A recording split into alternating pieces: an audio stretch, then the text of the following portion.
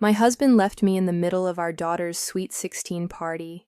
Yes, right there, under the lights, with our family and friends watching, he tapped his glass, asked for everyone's attention, and announced that he was leaving me. No warning, no explanation, just a smile, and another woman's hand in his. I stood there frozen, my daughter ran off in tears, and as the room fell silent, as the whispers started, I made a decision. He thought he had won that night. He thought he had humiliated me. What he didn't know, what he never saw coming, was that I would rebuild everything he tried to destroy. And when I was done, he would be the one on his knees. My name is Vanessa. I'm 42 years old, a corporate strategist specialized in restructuring failing companies. I've built empires for CEOs who barely knew my name, and for over 2 decades, I neglected my own life to keep someone else's dreams alive. That someone was Thomas, my husband. I met Thomas when I was just 21. I had just started a promising job at an investment firm, fresh out of university. He was charming, older, and talked about changing the world through sustainable construction. He had big ideas and zero structure. I had a plan for everything. We were opposites. And like a fool, I thought that meant we completed each other. 2 years later, I traded my career path for his. I gave up a promotion in New York to follow him into a small town where he wanted to build his first project. I managed his paperwork, negotiated with suppliers, coordinated investors, all behind the scenes, unpaid. I wasn't just a wife. I was the engine. When we bought our home, I picked every tile, planted every tree, paid half the mortgage, and still made dinner on time. When our daughter Sophie was born, I was the one who took night shifts, paused my freelance contracts, and juggled motherhood with unpaid consulting. Thomas, of course, said he was busy building something big, and I believed him.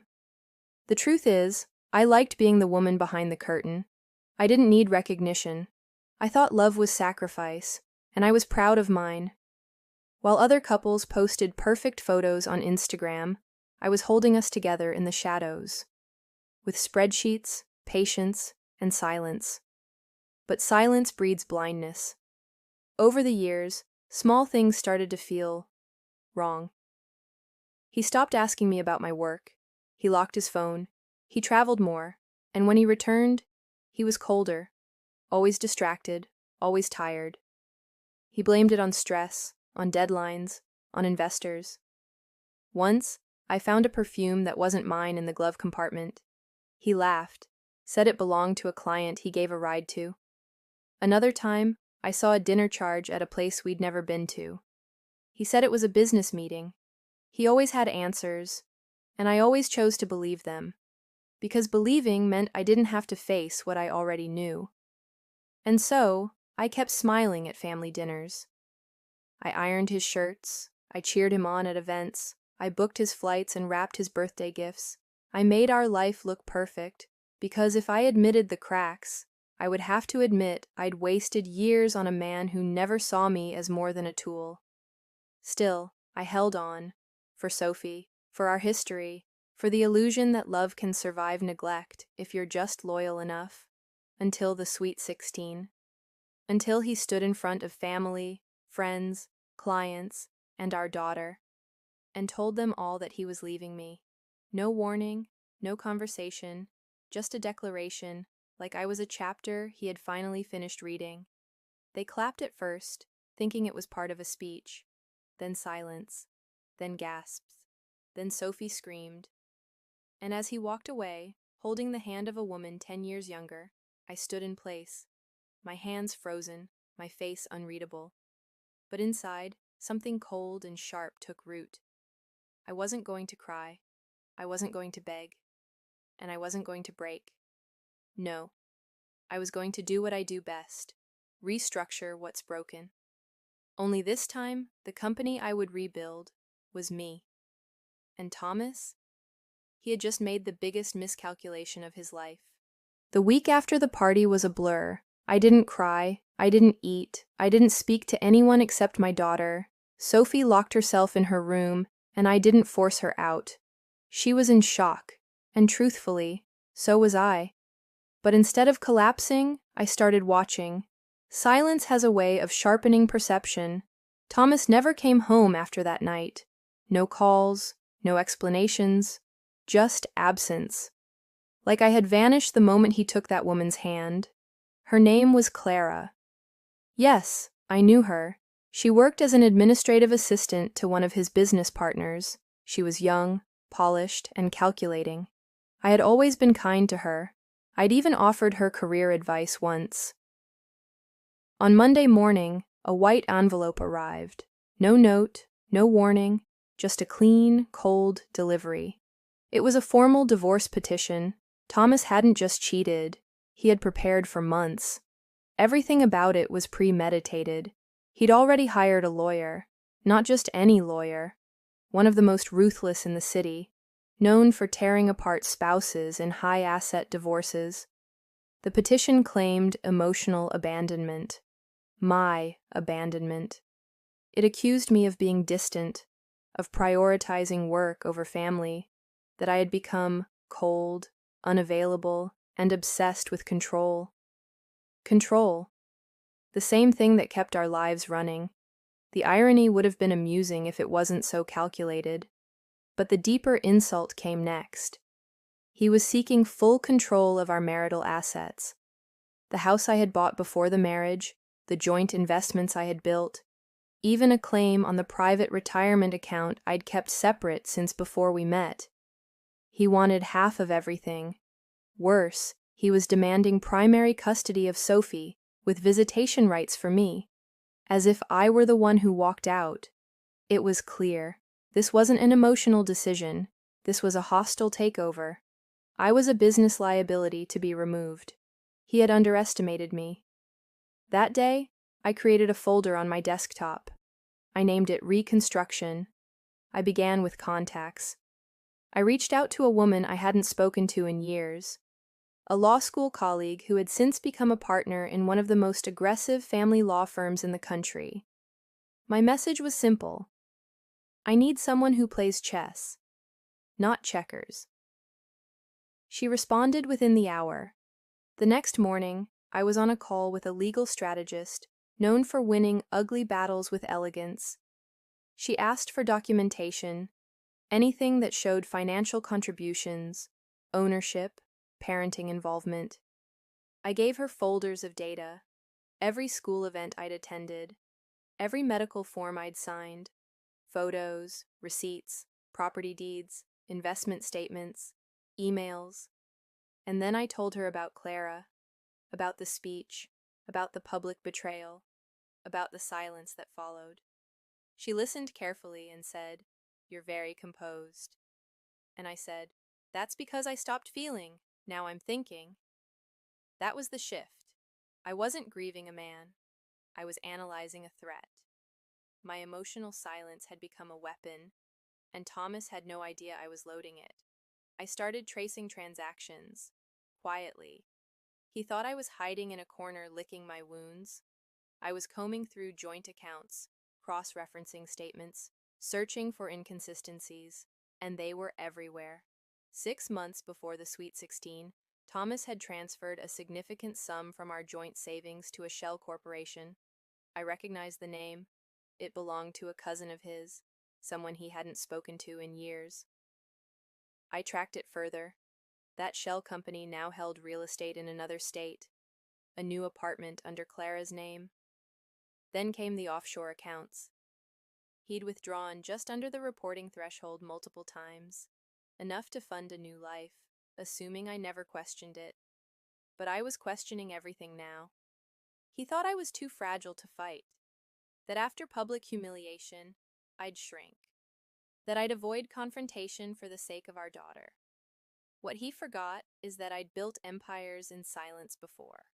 I know how to make people believe I'm broken when I'm actually planning their collapse. I didn't call him, I didn't ask questions, I didn't yell. I smiled politely when our lawyers exchanged correspondence. I played my role. because Thomas had chosen a war he didn't understand, and I had no intention of fighting it with emotion. I would dismantle him the same way I used to dismantle underperforming corporations, quietly, efficiently, and without mercy. I knew better than to fight back in the open. When men like Thomas leave their wives, they expect scenes, tears, screaming, emotional meltdowns that validate every lie they told to justify the betrayal. They want you to look hysterical, so they can point and say, "See, this is what I had to deal with." I wasn't going to give him that luxury. Instead, I was polite, cordial in emails, cooperative in legal meetings. I played the part of the composed, understanding, soon-to-be ex-wife, the woman who just wanted peace. Behind the mask, I was building a strategy with surgical precision. The lawyer I'd hired, Caroline, had no interest in settling for crumbs. She assembled a team, a forensic accountant, a private investigator, and a digital analyst. I gave them full access. Every bank statement, every shared password, every file I had. I wasn't hiding anything. Thomas, however, was. The accountant found a trail of transactions tied to consulting companies that didn't exist. Payments made to Clara disguised as contractor fees. Travel expenses labeled as business development that aligned perfectly with her Instagram vacation posts. And then there were payments to a luxury condo registered in the name of a man who didn't appear in any of our social circles. Another proxy. Thomas was laundering his exit, and doing it poorly. But I didn't confront him. I didn't send angry messages or show up unannounced. I let him believe I was shrinking. Let him believe I was focused on Sophie, too heartbroken to fight. He kept underestimating me. That was my greatest advantage. While he posted curated smiles on social media, I met with investigators and drafted legal traps. While Clara flaunted gifts I had unknowingly paid for, I cataloged every piece of evidence with timestamps and affidavits. While they thought I was mourning, I was preparing the battlefield. One afternoon, Sophie asked me, "Why aren't you mad?" I looked at her and said something that wasn't entirely a lie. "Because getting mad doesn't fix anything, but being smart will." Sophie didn't know the extent of her father's betrayal yet. I didn't burden her with the details, but she sensed the shift.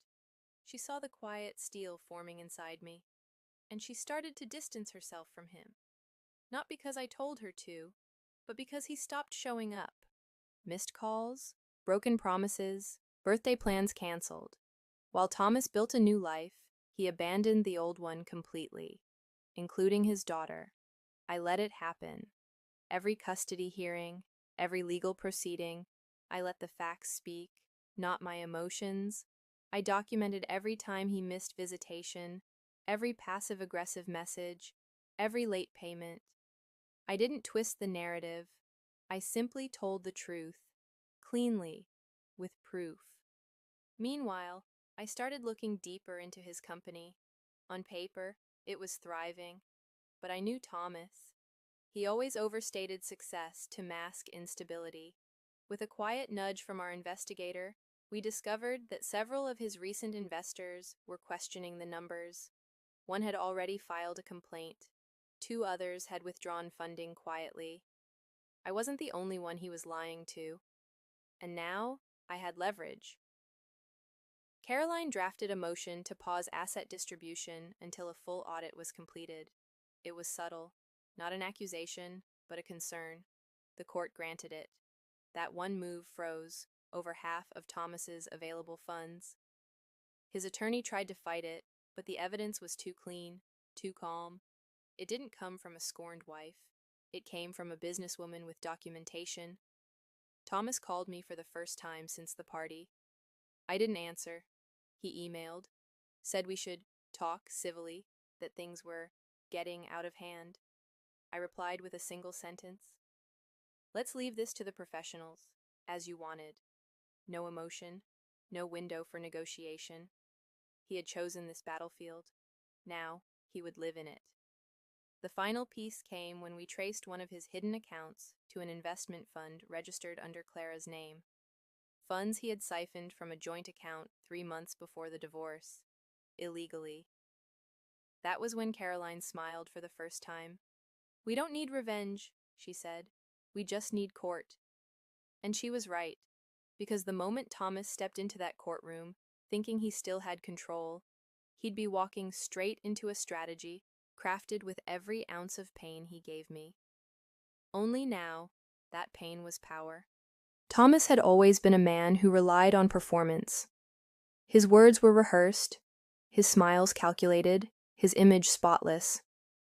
In public, he was the ideal entrepreneur, visionary, generous, charismatic. Behind closed doors, he was a man who ran on ego and impulse. For years, I shielded him from consequences. Now, I simply stepped aside and let gravity do its work. He didn't notice it at first. The unraveling began quietly. The first sign came from within his company. One of his junior accountants, someone I barely remembered from a holiday party, reached out anonymously. "There are numbers that don't make sense," the message said. "If you're looking into him, you might want to dig here." Attached were spreadsheets, internal expense reports, inconsistencies. I handed them to Caroline's forensic accountant, who confirmed what I already suspected. Thomas had been inflating company revenue, moving personal expenses into business write-offs, and listing Clara as a consulting architect, despite her having no credentials and performing no real work. It was fraud.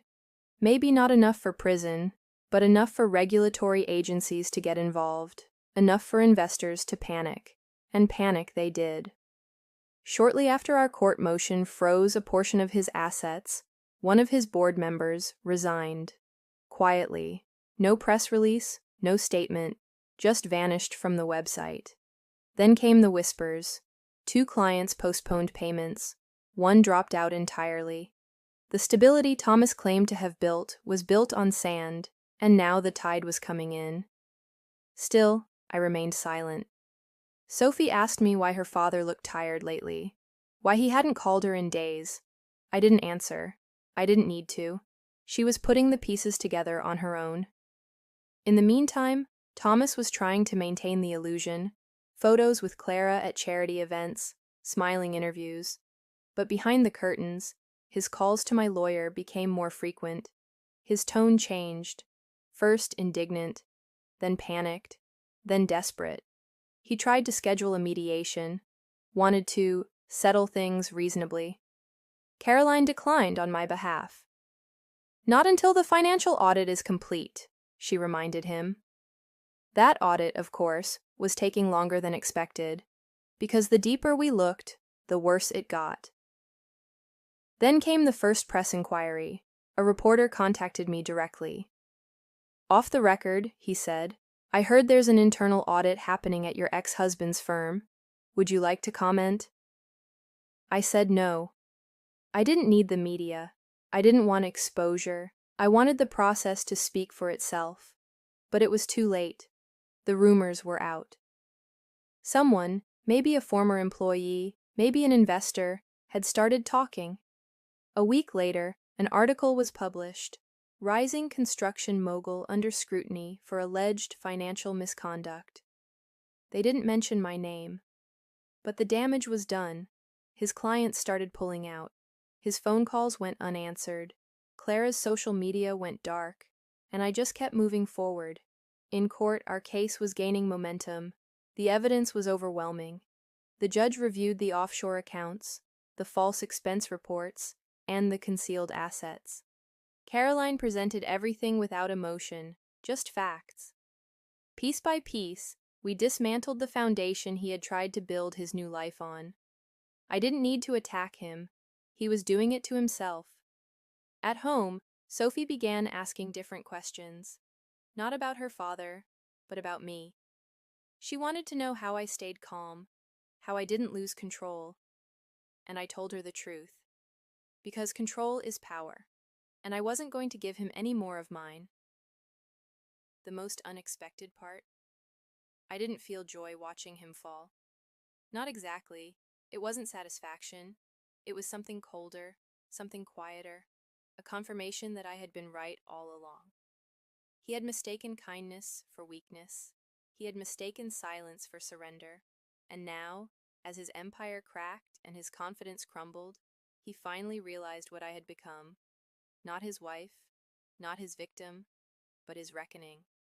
I always believed that real power wasn't about how loudly you could destroy someone, it was how quietly you could unmake them. By the time the third article hit the local press, Thomas could no longer pretend it wasn't happening. His investors were demanding clarity. His board had called an emergency meeting, and Clara, the woman who once looked smug behind his arm, was nowhere to be seen. She left quietly, just like I knew she would. I never reached out to her. I never blamed her. She wasn't innocent, but she wasn't my target either. Women like Clara don't ruin marriages, men like Thomas do. He handed her the match. She simply lit what he'd already drenched in gasoline. When the audit report was finalized, it confirmed everything. He'd fabricated income, concealed assets, diverted company funds for personal use, including international transfers and luxury purchases gifted to Clara. The audit went to court, of course, but it also found its way to the city's business commission.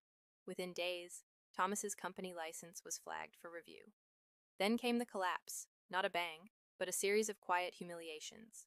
One investor filed a civil suit. Another pulled out mid-project, forcing layoffs. His name, once synonymous with sleek new construction, became a whispered warning. And finally, the one thing Thomas valued more than money, his reputation, crumbled. A clip from one of his past interviews resurfaced on social media. He was speaking about integrity, leadership, and being a man your daughter can look up to. The irony made it viral. It wasn't long before his firm was dropped from a major city contract. No formal explanation, just a change of direction, but we knew. Thomas showed up to court with a different lawyer. The expensive one was gone, so was the tailored suit, the air of superiority, the condescending smile. He looked small, sleep-deprived, unshaven, hollow. He avoided eye contact with me the entire hearing. For the first time, he wasn't trying to win. He was trying to survive. Carolyn and I sat across from him, poised, unflinching. I didn't speak. I didn't need to. My silence filled the room. The judge ruled in our favor on nearly every count. I retained full ownership of the home and my private investments. He was fined for misrepresenting assets and ordered to pay Sophie's full tuition and health expenses for the next 5 years. Custody was awarded solely to me. He would get supervised visitation twice a month. Not because I asked for it, because he earned it. I left the courtroom without looking back.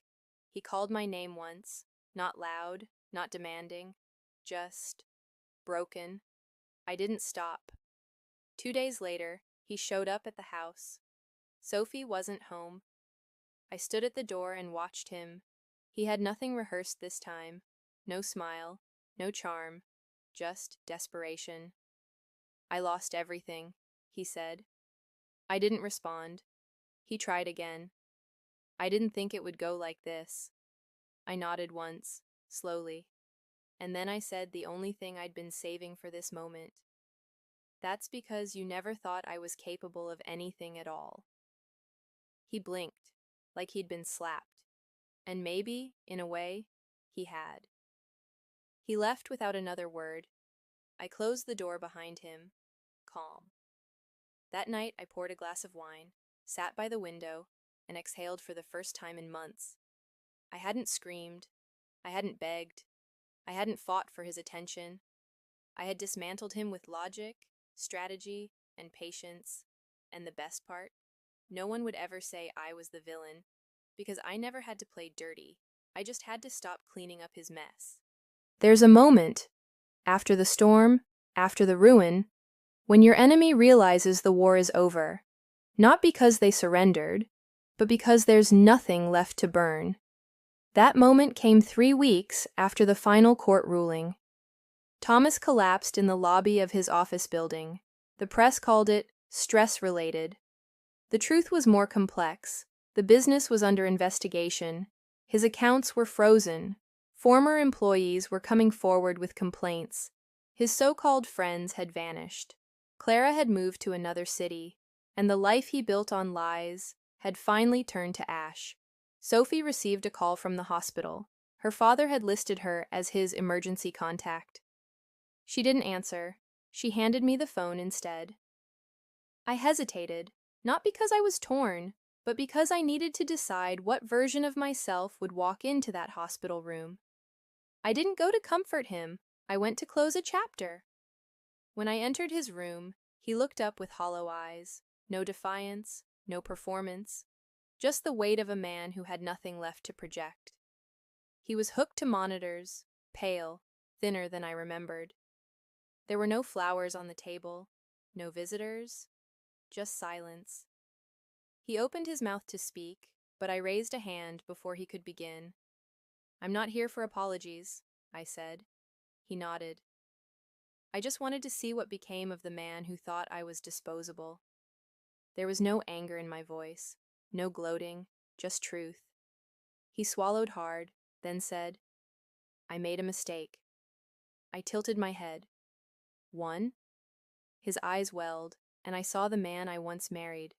Not the one I loved, but the one I had spent years cleaning up after. The one who never learned accountability because someone else always absorbed the consequences. "I ruined everything," he whispered. "I thought you'd always be there." And there it was, the root of it all.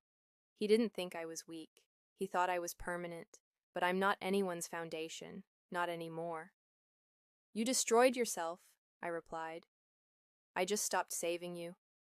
He looked away, unable to hold my gaze. "What do I do now?" That was the part that broke something in me. Not pity, not regret, but the clarity that some people never learn unless the world stops shielding them. I stood up to leave. "Start over, or don't. I'm not part of your story anymore." He reached out weakly, a hand gesture more reflex than will. I didn't take it. "I wish I had been different," he said. I paused at the door. "I don't. If you hadn't shown me who you are, I might still be living in your shadow." I walked out, leaving behind the ghost of a man who once thought he owned every room he entered. At home, Sophie was waiting. She didn't ask what happened. She didn't need to. She saw it in my face, the calm, the closure. "He's alive," I said. She nodded. "He's not your responsibility," I added. And that was the final move. Not in court, not in public, but in my mind. I had severed the last thread tying me to him. Not out of hatred, out of self-preservation. I didn't win because I crushed him. I won because I refused to carry him any further. When a woman walks away from ruin, people don't always notice. They're too busy watching the fire she left behind. But I didn't walk away from Thomas's collapse in triumph. I walked away in silence. Because survival isn't always loud. Sometimes it's just the quiet return of self-respect. The weeks after the hospital visit were, still, no more court dates, no more strategy meetings, no more anticipation of his next move. For the first time in years, there was nothing left to protect myself from. I expected to feel joy, or relief, but what I felt was emptiness. The strange calm that comes after a war when you realize you've been holding your breath for so long, you've forgotten what peace feels like. I didn't rush to fill the space. Instead, I let it be empty for a while. I woke up early and sat with my coffee in silence. I cleaned out old drawers. I deleted photos, not out of bitterness, but out of clarity. I started reclaiming the corners of my life he'd occupied without permission. Sophie began to laugh again. It was subtle at first. A comment during dinner, a silly meme sent to my phone. But she was thawing, healing. She still didn't talk much about him. She didn't need to. His absence said everything. She asked one night, "Will you ever date again?" I smiled softly and said, "Maybe. But I'm not looking for anyone. I'm just looking forward." And I meant it. For the first time, I wasn't building someone else's vision. I was building my own. Professionally, I returned to my roots, not as someone's wife, not as someone's shadow, but as the strategist I had always been. Within months, I was offered a leadership position at a mid-sized firm. I negotiated my salary with the same precision I'd once used to protect my assets. They offered more than I asked for. Personally, I started something new, a foundation for women going through high-conflict divorces. No names, no branding about empowerment, just quiet, effective legal and emotional support. Discretion, strategy, strength. It grew faster than I expected. Because apparently, there are a lot of women like me, invisible builders holding up broken marriages until they finally snap. I didn't make speeches, I didn't write a tell-all, I didn't turn my pain into performance. I just turned it into fuel. People who knew me before started treating me differently. They saw something they hadn't before. Not just strength, but command. Not just survival, but strategy. Thomas, meanwhile, faded. Word spread that he'd lost most of his assets, that he was selling off properties, that he'd taken a job under someone else for the first time in years. I never confirmed it. I never cared enough to verify. He reached out once, a brief, polite email, asking how Sophie was. I didn't respond. She was old enough to choose her own level of contact, and she chose distance. He no longer had access to my life, not even through my daughter. The best revenge, as it turns out, isn't destruction. It's disinterest. It's indifference so complete that the person who once consumed your thoughts becomes a footnote, a cautionary tale, a closed file. I wasn't angry anymore. I wasn't hurt. I wasn't vindicated. I was just free. Free from his chaos. Free from his control. Free from the version of myself that believed I had to earn love through sacrifice. I didn't win by fighting back. I won by disappearing from his narrative and writing a better one for myself. When people think of revenge, they picture fire, explosions, grand finales, but the most devastating kind doesn't come with noise. It comes with a door that never reopens. A life rebuilt so completely that the person who tried to ruin you no longer recognizes your reflection. It's been nearly 2 years since the night Thomas stood on that stage and tore our lives in half. People still talk about it in hushed tones. The party, the affair, the fall. But not about me. Because I never made a scene. I never posted a cryptic status. I never gave them anything to chew on. I let the story die the same way I let the marriage die, with dignity. Today, I live in the same house, but it doesn't feel like the same place. I repainted the walls, rearranged the furniture, removed every trace of the man who once pretended to be the center of it all. It's not his legacy anymore. It's mine. Sophie thrives. She's more than I ever hoped she'd be. Sharp, compassionate, observant. She's studying law now. She says she wants to help women like me. I never pushed her in that direction, but she saw what it looked like to watch a mother fight. Not with fists, but with restraint and clarity. Sometimes I catch her watching me, like she's still piecing together who I've become. And when she hugs me now, it's different. Not out of need, out of admiration, respect. That's the legacy I never planned for, but one I'm proud to carry. The foundation I started has helped dozens of women, quietly, discreetly, powerfully. Some thank me, others never speak to me again. It doesn't matter. I don't need gratitude. I just want fewer women to feel what I felt when that envelope arrived. That sense of being cornered, unarmed, alone. They're not alone anymore. As for Thomas, I don't know where he lives. I don't know if he's still working. I don't ask. Occasionally, someone mentions him in passing, usually followed by an awkward pause, like they're waiting to see if I'll flinch. I don't, because the truth is, he's irrelevant now. He doesn't haunt me. He doesn't hurt me. He doesn't hold any piece of my future. He had the chance to build something with me, And he used it to burn bridges.